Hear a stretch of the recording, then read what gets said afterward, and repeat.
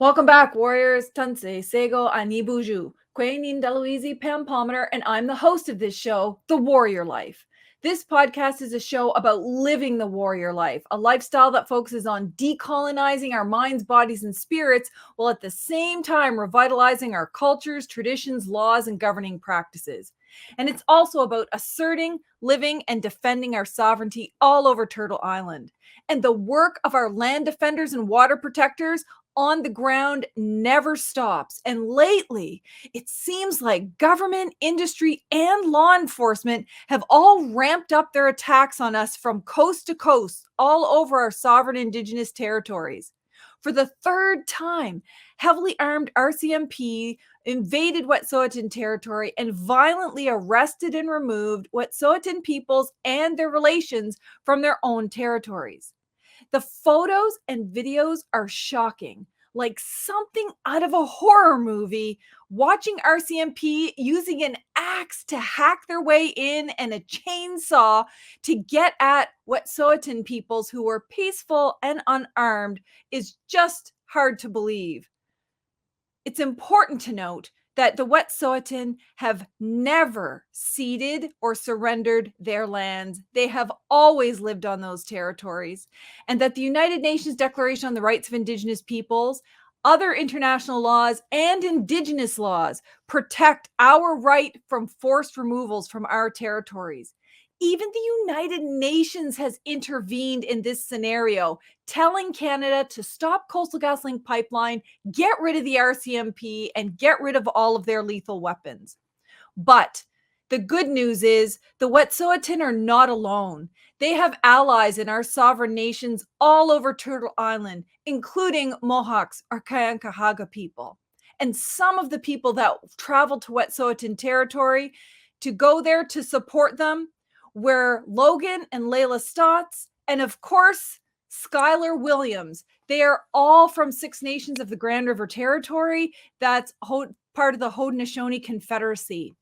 Skyler is an ironworker by trade. Layla is an independent filmmaker. And Logan, of course, is a musician that everybody knows.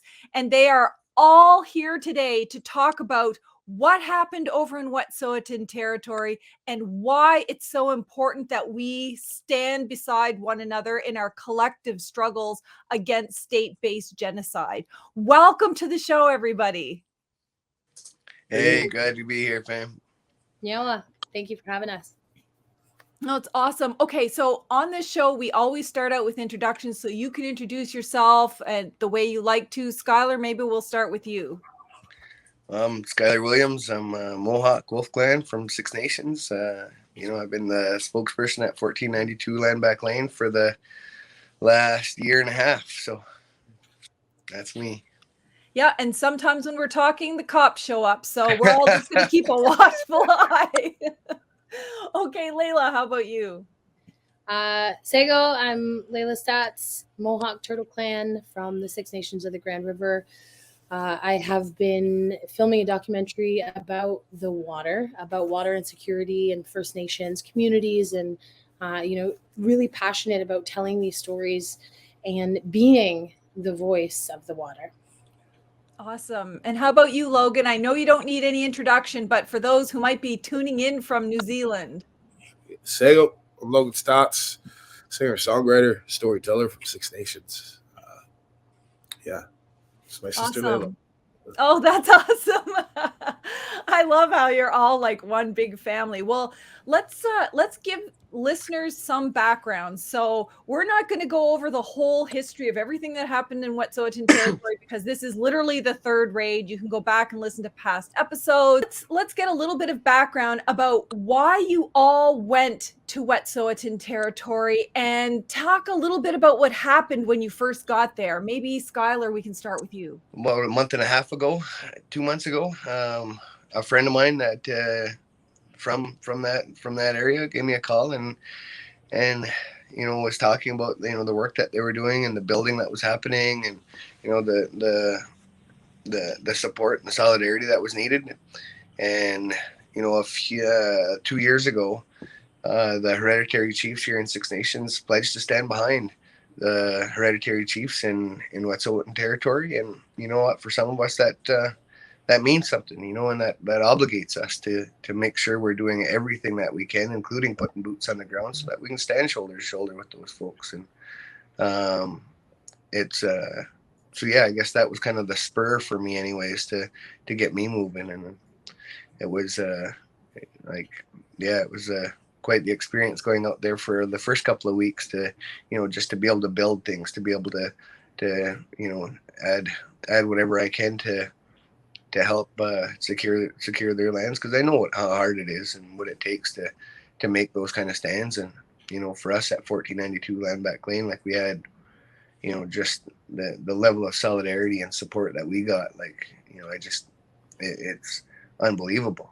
And so like for us, I mean, you know, and we've done similar things with the encampment support network folks in Toronto and Hamilton and surrounding areas in Southern Ontario. And so like, you know, when people are making those call outs, because, you know, every single time we did Six Nations, you know, people showed up in droves, you know, like by the hundreds to make sure that our voices were heard. And so I think it is on us to, you know, pay that back, and, you know, to everybody. And what about you, Layla and Logan? What made you travel to Wet'suwet'en territory? I was actually inspired by my brother. So he went out there first a few weeks before, and, you know, it sparked him. So I'll let you share first. Well, yeah, you know, I've become just over the last couple of years doing things down at Land Back Lane. I've gotten pretty tight with Skyler, you know, and he's become a really good friend of mine, a brother of mine, a mentor of mine. And he told me that, you know, they were asking for strongmen out there, you know, and they needed some assistance. I was like, well, I'm a strong man, you know, what can I do to help, you know, because I've been kind of just directing my musical energy, my creative energy towards it. But I really wanted to do more than that, and just, like, you know, get down there and get my boots on the ground, you know, and just know for myself, you know, that I made an effort to be down there and to contribute. Yeah, and so when I saw my brother there and I saw him, you know, taking a drink out of this pristine river, this untouched river, you know, I've been filming this documentary about water, and I've seen rivers that, well, even our own river on Six Nations, the Grand River, you know, I've seen rivers that are almost past the point of repair. You know, they're poison, 10,000 salmon dying. You know, these people, their livelihood, their whole connection to that land is through that river, and it's you know, it's contaminated. So when I saw this river, I was called to it. I had this pull inside of me that said, you know, this is a river that we need to save, and it's bigger than just one river. And when we got there, you know, just seeing the incredible connection that the Wet'suwet'en people have with this land, with the water, with, you know, the elders barely leave the territory. And then also to see firsthand, to look them in the eyes when they're talking about what they call as Mordor, where the pipeline has clear cut their forests and the habitats. Seeing the actual pain inside of them, seeing they're actually grieving a loss there that they feel on a deep level. And so, you know, that's what we have to bring back. That's what's missing in our society, is that deeper connection, that feeling, that essence, that relationship that you have with a river, with the trees, that they're not just things that are existing in our world, but we are actually, you know, connected to them on a very cellular level. So yeah, I was called there to, you know, do what I could, do more. I learned about all these water insecurities, and I'm like, you know what, I want to actually do something. I want to actually tell these stories from the ground and get these stories out there. You know how different nations are pulled together for different reasons. And I can't help but note, you know, like Mohawk, Gankahaka people, they still have a traditional governance. They still have the longhouse. You know, Wet'suwet'en people, they still govern by their feast and by their laws. And Mi'kmaq people, we still have our traditional Grand Council. And just look at how close we all interact and support one another, because we have that really we've never forgotten what our traditional laws and responsibilities are. And so, Skyler, when you were out there, like I've had the privilege to meet the hereditary leaders and people like Frida Hewson, and they always come off to me as very kind and loving and generous, and they're not looking for conflict. They're simply wanting to be able to live in their territory and make decisions over their territory that will protect their water and all the plants and animals. Did you experience it? Well, like, what was your experience out there helping them through this process? Yeah, no, I just I don't know if I was helping more than just taking direction from, and I think that's kind of part of the bit for us when we go to other territories, and like it's not about giving our 2 cents on how things should or shouldn't be done, or like certainly to be able to tell a story to say like this is how we did it, but for us it's just about taking direction, and where to build a thing, where to what we can do to help with, like. And so yeah, it's just and so what I end up meaning though is that me and Logan just carried logs for the first 2 weeks that we were there, and built a cabin, and like it was my shoulders were sore for a week afterward, but like it was I think, and like just I guess the humility and the grace that these very similar to our Confederacy chiefs here in Six Nations, that like they just are able to see that path forward in a way that a lot of folks can't. And it's a really humbling experience, I guess, for me to be able to have that opportunity to drink from that river, and have those experiences and have those ashes put on your face. That is kind of their welcoming ceremony was something for me that was like a really touching thing for me to be able to be welcomed into their territory in such a way. Well, Logan, I was wondering if you were aware, like the rest of us who aren't there when these things are happening, we knew there was a call out from Wet'suwet'en saying it looks like the RCMP are going to ramp up, and they make calls for people to come to camp or make donations or organize behind the scenes. And we're all doing different things.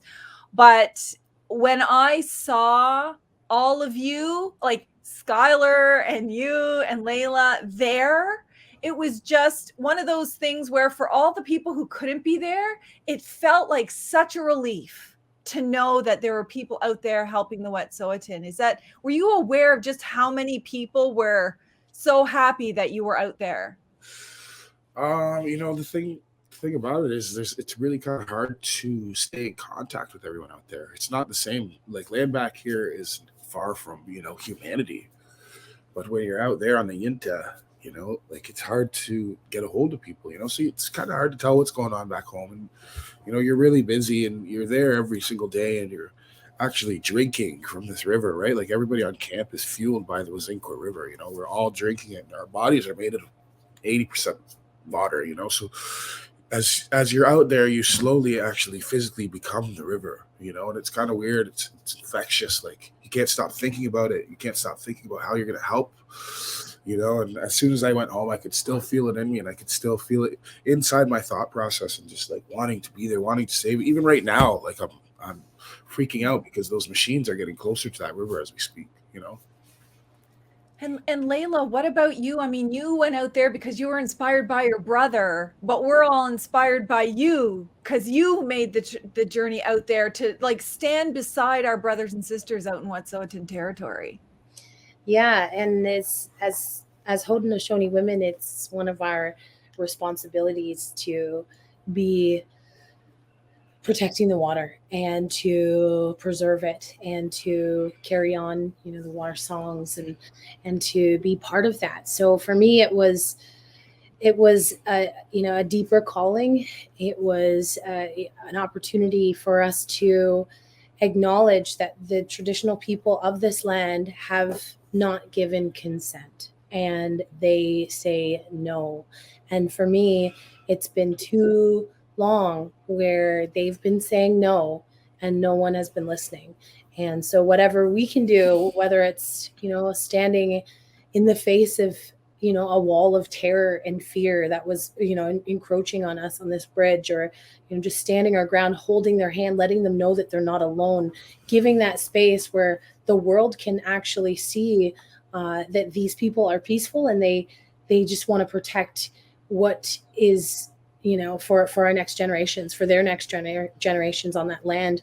We got to meet some of the youth that were out there, and his grandma said, "You're doing it for my grandson. You're doing it for him. He looks at you like heroes." And that was just to think about that young man that's going to grow up on that land, and like you think about it. Do we want him to have to fight for that? Do we want him to have to stare down a barrel of a gun to be able to live on that land? And it just makes it feel so significant what we're doing right now. It's just the time is now for our voices to come together and be that roar, be loud. Well, and what really strikes me is that everybody goes out there in the name of love and support and compassion, despite what the RCMP might refer to us as, or what the government says, always trying to vilify us. Ultimately, all the people that are involved in this are out there out of love and support and kindness. Like, it's not at all how they present it. And one of the things we were talking about just before we started recording was one of the best things, I guess it really raised our hopes when we saw all of you there and you peacefully walked out the RCMP from the territory. And it was like this little, these little glimmers of hope, these little small victories that you were able to say, get off Wet'suwet'en territory and walk them out.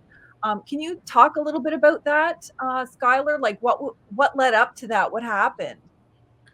Oh, I mean, like, that was about a month ago, and like to see the RCMP coming in and tampering with their water, destroying the water tanks and messing with food, doing like just coming in and just being ignorant and disrespectful to the entire camp, and walking into spaces, and just trying to intimidate and kind of wear their guns around in a way that like, I don't care what situation it is, bringing a gun to it never makes it better. And I think that was kind of the thing for me, that kind of the leadership out there said like that, like we need to stand against that. Like, we can't continue to let them come in and do that. And so, we just stood our ground, and we said, what, if they're going to arrest us, then they can arrest us, but we have to tell them that, like, they're not welcome here and that they got to go. And so I think we were able to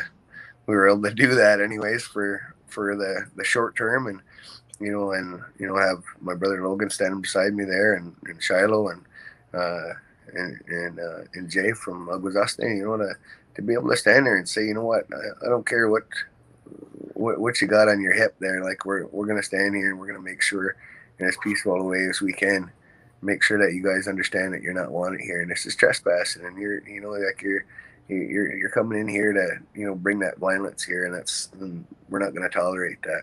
And they're always the ones to bring the guns to the table. I mean, I often wonder, on one hand, they're giving political statements in the media while you guys are out there saying, well, we thought we were in negotiations and now there's no negotiations. But how can you really negotiate when your people are staring down the barrel of a gun? I mean, Layla, like, how does that make you feel when you're out there? There's already so much state violence against Indigenous women, for example. And here, you going out there, there's RCMP, they bring guns to the table, and not just guns, but those guys bring like snipers and every other kind of weapon possible. Does that ever concern you? Oh yeah, like I just recall standing on that bridge and looking down the road, seeing RCMP, 100 RCMP coming up in formation towards you, and you hear helicopters in the air circling. They had dogs on leashes that were snarling and barking and pulling at their leashes, just ready to attack. And there is an unwavering fear, and it was almost paralyzing. Almost, you wanted to tuck into my little turtle shell and hide and run. But in that moment, standing shoulder to shoulder with these people that you love, with the people that you have come to see as your family, that you see as one. There's no tribe lines. There's no clan lines. We are all in this together. I just, from somewhere, found this voice inside me, and I started to sing at the cops. And I started to sing this song that I wrote about peace, the white pine, the tree of peace, bearing our hatchets, one of our stories of the peacemaker, and just, projecting that from somewhere, from the depths of my, my soul inside, and just singing through that fear. It didn't matter, though. They still came. They still had this aggression. They still had this terror and fear, military greens with assault rifles. And, the most vivid memory that I have from that bridge is, one of them is the RCMP that was at the front of that formation, and he was carrying a large stick, and he had this stick. It was almost like a broomstick, like a large broomstick, and he was waving it around his head, and he waved it, and everyone in that group, those RCMP, all did this grunt like that all together, like 100 guys. That's really, and it just, I remember it hitting me like in my heart, like thinking, okay, they are on an attack mode, and we could definitely be hurt. We could be hurt. And so there's that in your mind constantly, but anchoring yourself in that peace, and we are here for a reason, and what is happening here is not right, and we will stand beside these people, and we will stand as one in resistance, in saying no. And then seeing my brother, we knew we couldn't keep the line. They were breaking right through, surrounding us. They had no intention of peace or talking or, negotiations. There was none of that. They were just barging in. So we just grabbed around Auntie Janet, this elder, and just bear hugged her and started singing the Mohawk water song by Bear Fox. And, I remember seeing them grab my brother and grab him off of there, and just, this sea of police forces on top of him, grabbing him by his braids and smashing his face into the cement and ice, and him crying out like, I can't breathe. And as an older sister, you're just like, everything in you wants to react in rage and just say, get your hands off of him. Like, how dare you touch him and touch his braids? I kept saying that. I was like, they were going through like his medicine pouch and like ripping everything out. And we're like, that's sacred, like you want to get angry. But I knew that would put me in danger, for one, with this aggressive force, and also go against, exactly what I was standing there to do. And so, seeing my brother not fight back and not throw punches and not, react with anger back, it was a powerful moment for us. And there were so many times when you just feel sick, like when the cop put me in the back of his car after we were arrested and taken off the bridge, put me in, shut the door, and winked at me. As a woman, I was like, okay, I can't press charges for a cop winking at me. I can't even prove that he just did that. It's my word against his, but I know this feeling inside of me from it. And I knew, I was just like, it was rage. It was absolute rage. And thinking, humiliation and degrading, and like this power trip that they had over us. And it continued, through the whole experience. It was really just scratching the surface of what Indigenous people face in the criminal law system. I just got like a tiny taste of it, but it was enough for me to say, whoa, there's big problems here, and this is not right. Oh, of course. And Logan, like when you were making your way out to Wet'suwet'en territory, did you fully expect that this is probably what would happen, that the RCMP at some point would invade and arrest everybody that was there? Yeah, it's kind of a looming thing, because, our we know what's going to happen down there. We knew that they were coming. We knew, how many were coming, and he did not want me on that bridge. No, I did not want my sister on that bridge, and it's still, honestly, it's hard for me to talk about. It's hard for me to talk about right now because I'm still emotional over it. I'm still still kind of thinking, shake it all off. When something like that happens to you, it's this lingering feeling, you know, that you got to kind of work through. And it was a really intense moment. You know, I just remember kind of knowing what was going to happen. And I remember, you know, I'm pretty, you know, I've dealt with the OPP here a couple times, but I'm pretty new when it comes to the RCMP, right? So I just kind of asked Skyler, like, dude, like, what do we do? What do we do at that moment? Like, when we're face to face with these guys, like, what am I doing? Am I fighting? Is that what I'm doing? Like, and he's like, no, man. You know, he's like, just grab me. You know, or if anyone gets taken by the cops, that's your job. Just grab and pull them back to the line and defend. And I'm like, okay, I can do that. You know I can do that. So out there in that moment, that's all I could think about. It's just like keeping our people close to us, you know, and doing my best to do that. You know, all I could see was my brother grab a hold of my coat and would not let go for and you know, I didn't even know 15, 20 cops all taking shots at me and my bro, and just like us just doing what we can to hold on to each other until my coat ripped off me anyway. And so, and then we hit the ground, and like, well, when we hit the ground, it was this weird thing where both our heads just came together, like right face to face, like forehead to forehead on the, like drove into the ice, and, you know, cops kneeing us in the back and in the ribs, and you know what, like, just to have a moment to be like look at Logan and be like, are you okay, man? And like, and he just, you know, yelled out, I can't breathe, you know, I can't breathe. And like, you know, I just yelled, you know, get the fuck off you. Like and yeah, and like, I don't know, it was quite the thing to see that amount of force for, you know, there was 8 people on that bridge. You know, there was, you know, besides that, there was 2 media people and some legal observer folks, but like the people that were there, like there was 8 people that were on that bridge that weren't going to leave. Everybody else that was arrested there was media and legal observers. It's a disgusting thing that in 2021, this is what we're still talking about. You know, like, we're still having to deal with all of these situations where there's cops with guns and dogs. Yeah, seeing half a dozen dogs pulling at their leashes, you know, just chomping at the bit to try and get at us. You know, 30 guys with assault rifles, and, you know, 60 more with this guy. It was much thicker than a broomstick, though, the guy had over his head. Like, it was like a bit of a log. Like, it was like this big, but about the side length of a broomstick. And, you know, you hear them guys grunting and walking in formation, and it was quite the stage. Like, it was like something out of a movie, like you'd see on, you know, some army movie or something like that. Helicopters overhead and airplanes, and, you know, like, I don't know, to arrest 8 people, I thought that it was a bit, it seemed like a little bit of overkill there, you know?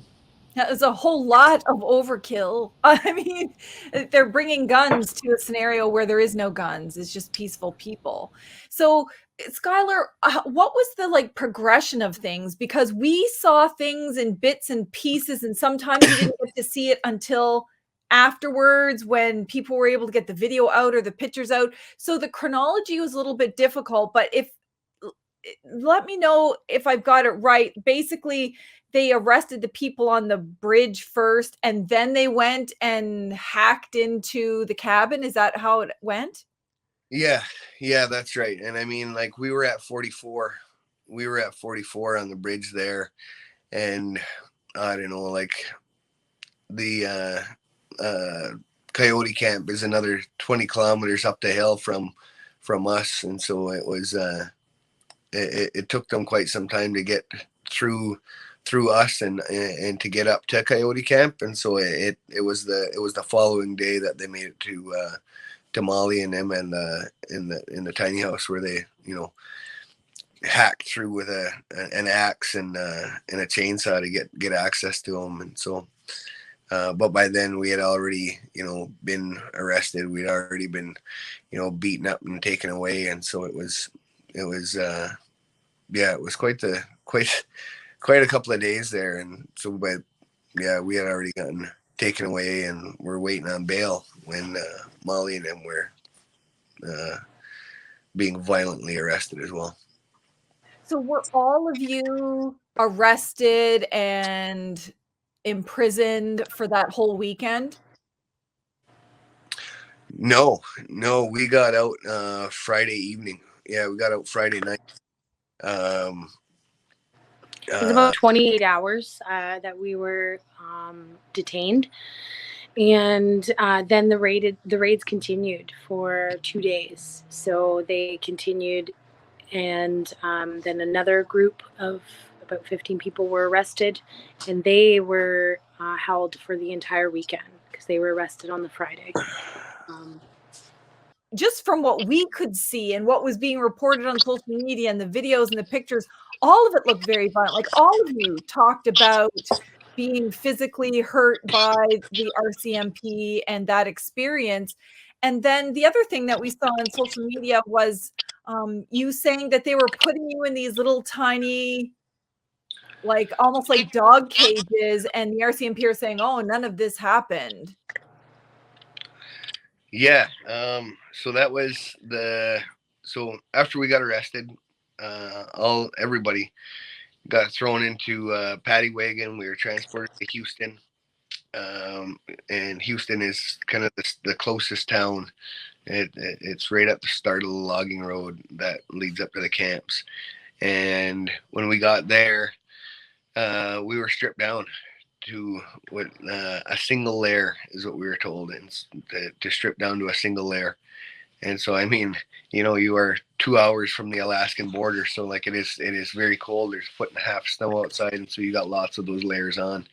And so we stripped down to our underwear, and we're put into holding cells. Logan and I and another guy from out there, and we're put into one cell, and all the women in other cells. We were there for processing. We got done that, had our talk with our lawyer, and then they wanted to transport us to Smithers, which is kind of closer to the courthouse. We got all there. We got loaded into another paddy wagon. The 3 boys were in there first, and in our underwear, but now we're wearing shackles like our ankles and our wrists. And we were transported with all the women as well in their underwear. There was 8 of us in that paddy wagon that went from Houston to Smithers, all in the same paddy wagon. Everybody in their underwear, everybody in shackles. And we got to Smithers. We spent the night there. Again, it was me and Logan and the other. There was only 3 men that were arrested of the 15. We were transported. We woke up in the morning, kind of washed our faces and stuff, and got ready to go to court. And when the guard came and got us to go to court, I immediately asked right away, like, am I where's my clothes? And when I got out to the processing area, I seen my bag there. I reached down to grab it, and he said, no, you got to stay in one layer. You got to stay in one layer till we get to the courthouse. And I'm like, well, I'm not going to court in my underwear. Like, not happening. And but he's like, oh, your bag's going with you. It'll be ready for you when it'll be there for you when you're ready for it. Okay, whatever. And Logan and the other guy went out first, and they were loaded in the back of an SUV. I walked around the back. I was led to the back, by my arm and in shackles and in my underwear still. And he opened the hatch of this SUV, and in the back of it, anybody that's got a big dog, is well aware of these like dog cages. They're like a 3 foot deep, 3 foot tall, about 2 foot wide dog cage. And so there was 2 of them in the back of this SUV. But they're wrapped in plexiglass and like bolted to the ground, and so they're meant as prisoner transportation. And as I got back there, he kind of motioned for me to jump in, and I said, I'm not getting in that. No, I'm not riding in a dog cage to go to court. It's like, you got 37 cars out in the parking lot. I just go grab another one of those and you can take me to court in that. And he said, you know what, the judge said they got an hour for court today. And so if you want to make a big thing about this, well, we can sit here and argue about it. but there's 15 other people or 14 other people that have been arrested with you that are going to be late for court too. So you can decide what you want to do. And so, of course, I took a deep breath and bit my tongue as hard as I possibly could, and in my shackles tried to shimmy my way into this little dog crate in the back of this SUV, and you're dragging your feet along, trying to pull yourself into it. And like to kind of, I don't know, it like when that cop closed that door, and it's just this little door with just this little handle on it, and like of the whole 2 days, that 10-minute ride from the Smithers RCMP detachment to the courthouse, like that was like that was the longest 10 minutes of those 2 days. Like that was the longest bit of time that you sit there and you stare at the hinges, like I think I could kick that off. Like I'm a big strong guy. I can kick that right off. Absolutely. Like I'm done being in here. Like if we don't stop in the next 10 seconds, I'm losing my mind here. And so I think that was I think that part of it was the kind of the most degrading, the most, because like I've been doing this a long time. I've been at these front lines since Ipperwash, and I've tried to jump into everything to help wherever I can. And I think there's a level of acceptance around, like we're gonna take a shit kick, and we're gonna get treated very, very poorly by the cops. And like that for me was one of those moments that was like like an extra big stick in the back for like what that means. Well, it's just inhumane. It's inhumane. They don't have to then rub it in your face and then treat you that way. What about you, Layla and Logan? Were you also, was this all happening to you two at the same time? Yeah, well, I was actually, I went after Logan. Logan went with Skyler to court at that time. They transported them first. I just remember being left in the cells, seeing them leave, and like waiting and waiting and waiting and waiting, asking, where's my brother? Where have you taken him? Like they wouldn't give us any information. But yeah, it was the court is something that I don't think I'll ever forget in my life. And I've never been to court before. I've never been charged or been in trouble with the law. So that was my first experience, and to be taken in that way with down to my like skin tight spandexy long johns, in ankle shackles, my wrist shackled, my hair's all crazy because I've been in jail all night, and I was just like, man, I look like a freaking criminal. Like I look like a serious criminal. And I'm walking through the court. You see strangers, you see police officers, you see court officials. You don't know who these people are that are here to watch you.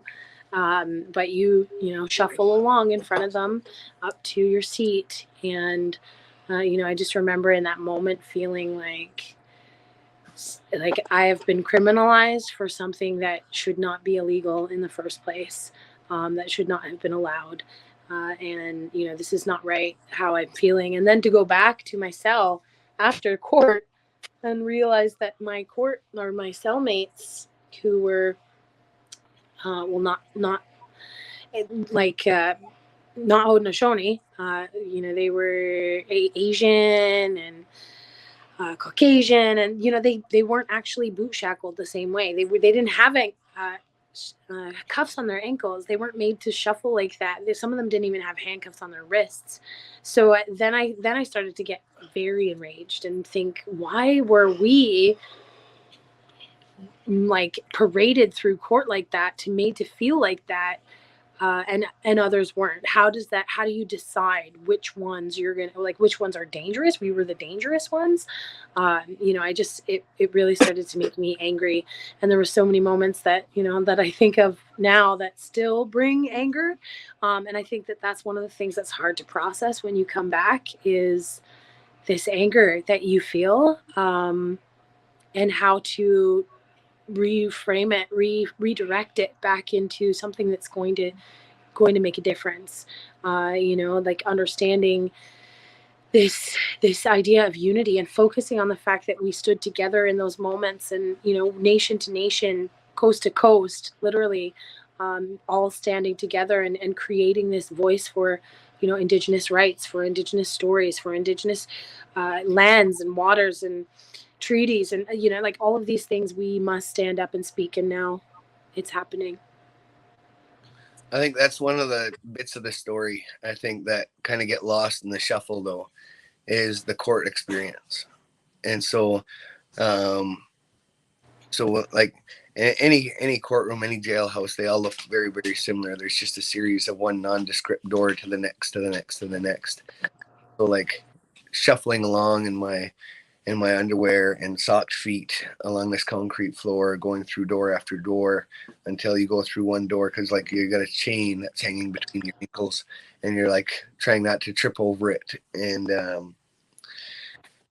until the the floor changed. It went from this painted concrete floor to a red carpet. And I think I might have been 4 or 5 steps into it before it dawned on me to look up to where I was and to see that I'm in a courtroom, in an open court, not a Zoom court, not a whatever, but there's court workers, there's guards, there's community members, there's press, there's all of these people there that are there to witness this spectacle. And because there was 3 of us, there was me and Logan and another guy from there that were up in court at the same time. And so they didn't put us in the prisoner's box. They put us over in the jury gallery.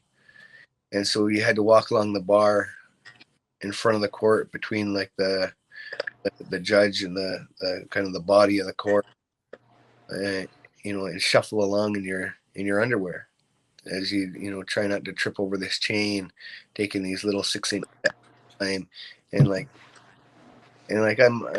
I'm a law nerd, I had learned as much as I can is to do this stuff. Like I'm by no means a lawyer, but I have learned enough about this that there's some problems with this. But for people that don't know, like a civil arrest is a little bit different than being charged criminally. And so you get taken into this in front of this judge, Superior Court judge in BC. And this is the same judge that granted the developer or the pipeline CGL the injunction against the Wet'suwet'en people, and who's pissed off that you violated her injunction.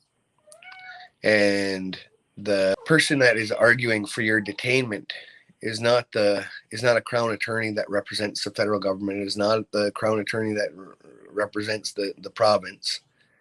It is quite like, and it's funny because we always talk about like the crowns and all of these, and the judges, they all represent the corporations and these big companies and the resource extractors and all the rest. And we always talk about it like that, but in this case it actually was the lawyer for CGL who was arguing for a continued detainment that was setting the bail conditions. Sorry. And so to have CGL's lawyer setting those conditions and arguing for a continued detainment, and it's like in that situation, like something is broken with this system when these are the people that are arguing for your detainment, when these are the people that are adjudicating whether or not we're going to get out. And I'm sitting there in my fucking underwear, shackled from my wrist to my feet, and the judge just kept on saying over and over and over again, I only have an hour. We need to get this done. We need to get this done. And I know all of the constitutional issues that are wrong with what the fuck is happening right now. But instead of being able to pipe up, I know that there are 14 other people that aren't going to see their families that night if I make a fucking deal about this. I know that there are 14 other people that aren't going to be able to, go home, that aren't going to be able to do or say or do anything because, there's a problem. And to feel like, like you have the right to, like you should have the right to say something in those moments, but to be told, well, if we don't get this done, And the judge said that on the record of several times. If we don't get this done, we're going to have to put this over till Monday, Tuesday, maybe even Wednesday. And so to have that be the constant over and over and over again, while you're sitting there in your shackles and underwear, while you've just gone through this fucking 10-minute fucking car ride in a fucking dog cage, you know what? It was like, those are some moments there that I just, you know, like you rage at, and you do whatever you can to just push that down so that, you know, that you're not affecting the other 14 people that were arrested. And it's the stuff nobody sees. None of that's in the media. None of that. There's no, you know, observer videos of that stuff. That's what all of you go through. It's the unseen injustices that nobody knows about, like including me. I don't know. I didn't see any of that, but all of you had to go through that. You know, it's one thing, I think, when it's me, you know, like I've been through this 100 times, you know, I know what it's like. I know that we're going to get a shit deal. But you know, when it's like Layla and Logan, who've never been in trouble like this before, you know, have never been arrested, have no criminal records. Like, why the fuck are they even being held for bail? Yeah. Like, the idea that they even got held for bail is an absolutely ridiculous thought to me.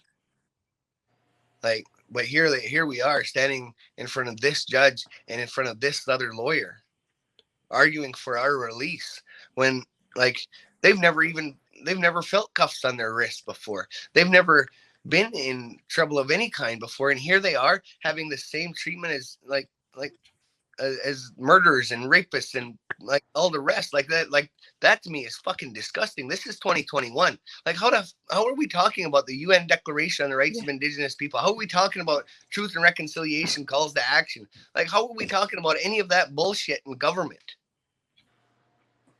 How are we having those conversations within all of these houses of government? I don't care whether that's provincially or federally or municipally, all of these fucking land acknowledgement bullshit. Sorry for my language. No. But like, it is absolutely disgusting thought that this is the treatment that Indigenous people are getting. And I mean, it's no different at Land Back Lane. It's no different on the East Coast. It's no different when it came to Kitigan and Zeeby and their Moose Moratorium or the Tiny House Warriors. Like, it is the same thing over and over and over again. And it is only in solidarity with each other. It's only in unity with each other. And so when we start standing behind those voices that are saying absolutely no to development, absolutely not, we aren't going to sit back and do nothing. We aren't going to sit back and let our women be dragged in front of these courtrooms in their fucking underwear, in shackles. It breaks my fucking heart every time I hear Layla fucking tell that fucking story. Because you know what, that bit of that is something that, you know, we need to make sure that those things don't keep on happening. And you know what, like, I don't care where you are, whether you're in a camp in downtown Toronto or in a bush at Land Back Lane or up in the mountains, like, I got your back, and I know Logan and Layla, I know they do too, and we're gonna fucking do everything we can to stand behind whatever's going on, because you know what, like, it is only in these moments where we can stand in solidarity that we can make sure that doesn't happen to any more of our women or our brothers or sisters anywhere. And it is only when we stand together and we say that is absolutely fucking unacceptable, and we're going to make sure that those things don't happen again. And I think you said something really key, talking about the media, you know, because I think that's something that has really affected me greatly, is, you know, reading the media and watching the media, watching how, you know, we're portrayed. You know, I think the first act that really stood out to me on this journey was when I got there and the eviction notice was enforced. This eviction notice that had been standing, that had not been taken seriously for almost a year, now was being enforced, and 10 hours given to evacuate the man camp, and not one person left. You know, that message was never communicated to the staff that this was going on with the people of the territory, and they wanted them to leave. and then being later portrayed, as hostages, and portraying us in a violent way that we were trying to harm these people. Coming back in, just being seeing that in that way, and knowing that this story is not being told by the media in the right way, in the right light. And there's so many narratives at play, and it's really hard to have lived it and then to read about it and feel like it's not being accurately told. And do you feel the same way, Logan, in the sense that, the media tends to vilify land defenders, but your story is you went out there with love and support. Like, that's what you did. That's what you brought. Yeah, I expect that sort of stuff from mainstream media and stuff, but even some of our own media outlets, I was really disappointed in the way that they've depicted it, and their version of the events, and I think that just reinforces, that it's the job of, the land defenders and the artists and the voices of the people to spread the right narrative, because we can't count on these media outlets to tell what's going on. And that's another reason that I'm down there, is to use my platform and get those eyes on me while I'm down there and be able to tell the story from, boots on the ground position, and, with honesty and truth, and remove that filter of the media. Like, that's one of my biggest jobs, is just to amplify what's going on and for people to help people know the truth, and I think there's a lot of power. Like, a lot of us Indigenous folks, we all have a phone on our hip now, so we can count on each other, just to create the right narrative, and count on our peers to tell the truth, not the media. And it's so important that you did that. I mean, you have such a huge platform, and think of all of the youth that know you or listen to your music or follow you on social media. And so for them to see you go out to Wet'suwet'en territory in love and support, and take that risk to your personal safety, the risk to your freedom, for the benefit of standing beside our brothers and sisters in the Wet'suwet'en territory, like, that's got to profoundly impact all of the youth across the country that say, look at Logan, look at what Logan did, like, that's huge. Or like when Derek Miller went to 1492 Land Back Lane, when all of you were using your platforms, I think that's so powerful. And it also shows you're standing by Skyler. Like, Skyler's not a villain. Skyler's not violent. Skyler's not dangerous. Skyler's like doing this out of love, and that's the fact that you're doing that. It actually means so much, Logan, because there's a lot of people with platforms who don't use it to help our people, but they use it to criticize our people. So that's good on you that you did that, because clearly it impacts you. I mean, you're impacted by what happened.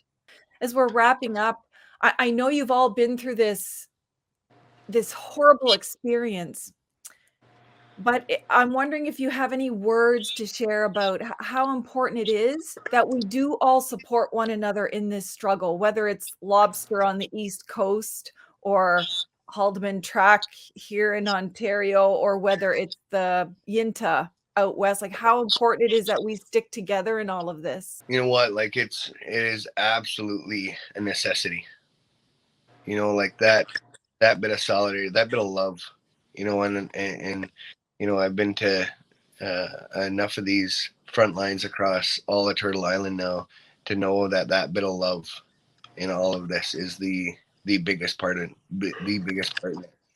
And I just, in these moments, like, I know lobster season coming up out east, and I know that is always a heavy, heated moment. And so, as much as things are going on in Wet'suwet'en territory and here in Six Nations right now, there's the highway 6 that runs, that goes along the side of our reserve, is being blocked right now, like in solidarity with those folks on the West Coast. And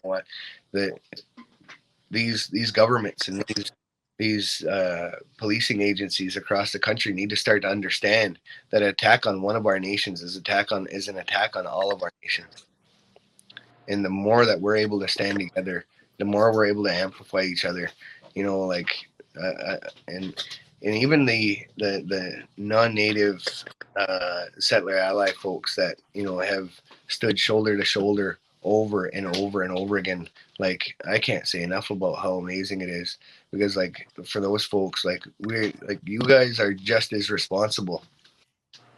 You guys are just as responsible to uphold those treaties. And if your government is refusing to uphold those rights and obligations, that, you know, like, the only reason that you're able to sleep in your comfy little bed tonight, to get up to go to work in the morning and pay your taxes, is because of the genocide of the nations that were here before you got here. And so, you know what, to honor the fact that that's the case, like, you better get out there. And if you can't get boots on the ground, you know what, you better be reaching in that pocketbook and dropping some dollars in the Inta's GoFundMe, or the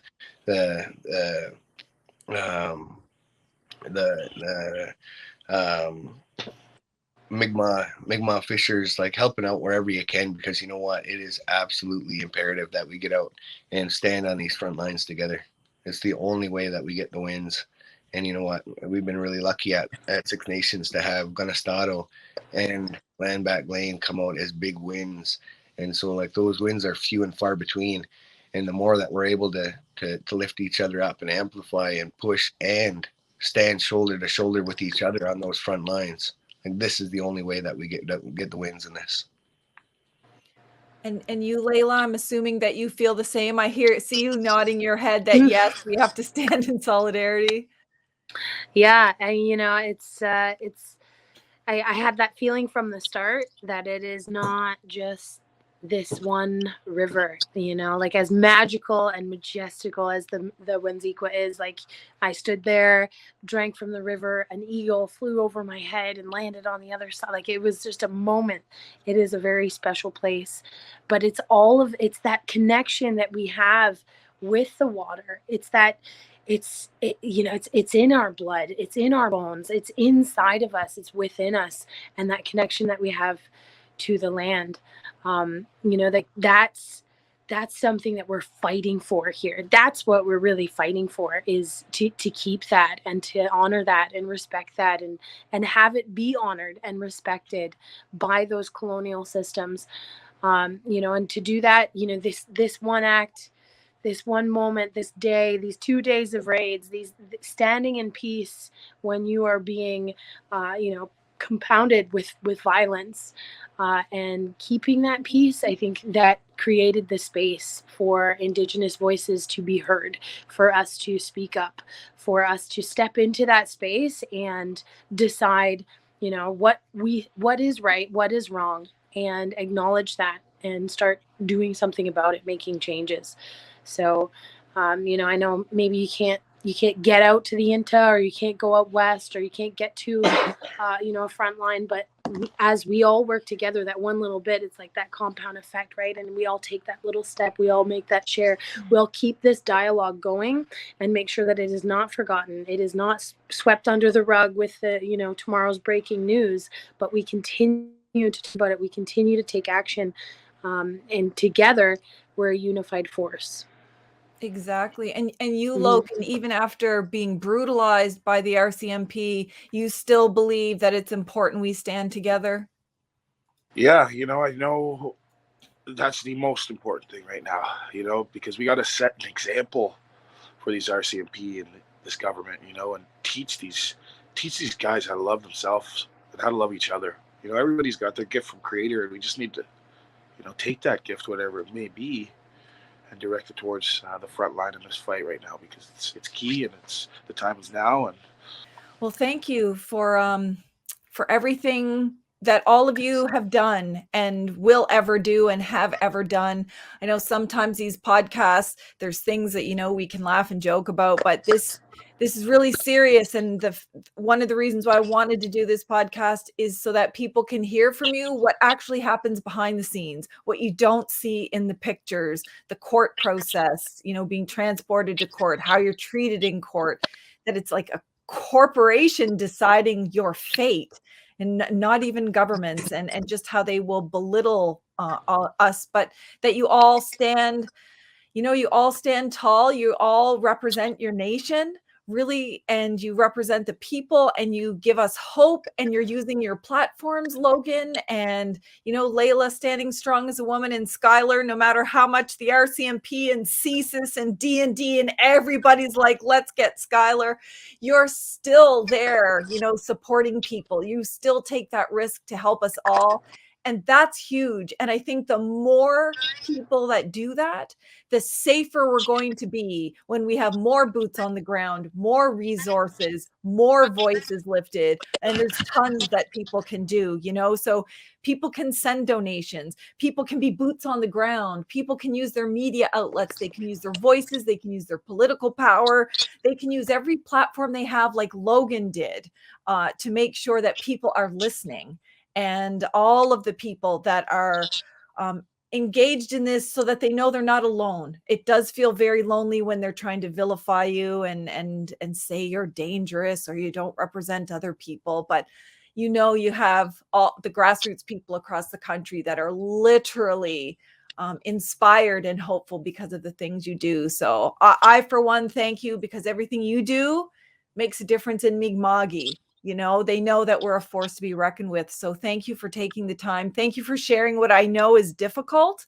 There's no other way to put the things that are happening, but just put it on the table and let people know how difficult it is. And I will always do whatever I can to help lift your voices and help support the causes, whether it's my nation or not. So thank you again, everybody, for being a part of this and helping to tell people what really happened. Absolutely. And it's our people that keep us safe. It's not people with guns on their hips that keep us safe. It is us. So right on. Thank you for having me on the show again, fam. As always, lots of love.